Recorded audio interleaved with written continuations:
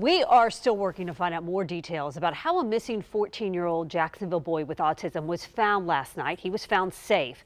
But we know that some first responders across the First Coast are trained in handling certain situations involving missing children with autism. And that training is made possible through a Jacksonville organization. On Your Side's Robert Bradfield spoke with its CEO today. Monday night on Jacksonville's west side, it was a neighborhood-wide effort to find Elijah Lee, reported missing earlier in the evening.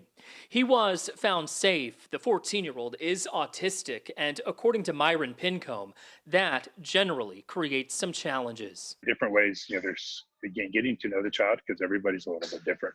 So learning what their sensory requirements are. Pincombe is the CEO of the International Board of Credentialing and Continuing Education Standards, a company that trains and certifies law enforcement officers on how to interact with people on the autism spectrum. Search techniques include talking with parents to get to know their child's likes and dislikes and how to approach them if they are nonverbal. There's quite a few different communication cues and different strategies that we work with the officers so they're more successful. Pincombe is currently at the Beaches Resorts in Turks and Caicos, retraining an advanced course with staff about guests with autism.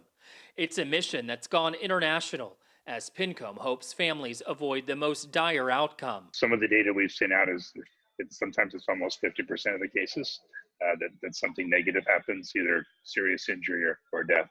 Robert Bradfield, First Coast News, on your side.